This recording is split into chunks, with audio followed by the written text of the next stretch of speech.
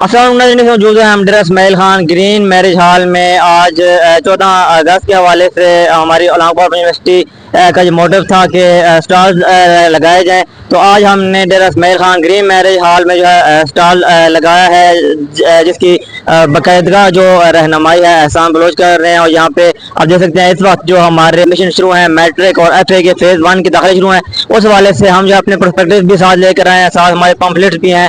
तो अगर आप फेस्टिवल पे आए हैं तो जरूर जो है दूसरा स्टॉल हमारा है, यहाँ पे आके आप विजिट कर सकते हैं।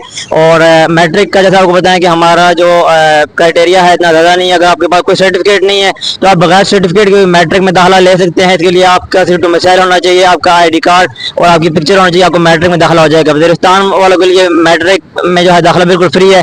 और इस बार आप हाल में देख सकते हैं बाकी भी काफ़ी लोगों ने स्टॉल लगाए हुए हैं, लेकिन अभी चूँकि अभी मगरिब की नमाज का टाइम है तो आगे ईशा की नमाज तक जो है बाकी जो है आपको हाल फुल नजर आएगा। तो यहाँ पे देखें कितना खूबसूरत अरेंजमेंट किया हुआ है। रात को 12 बजे आतिशबाजी का मुजाहरा किया जाएगा और 14 अगस्त जो है मनाई जाएगी बड़े जोर शोर से।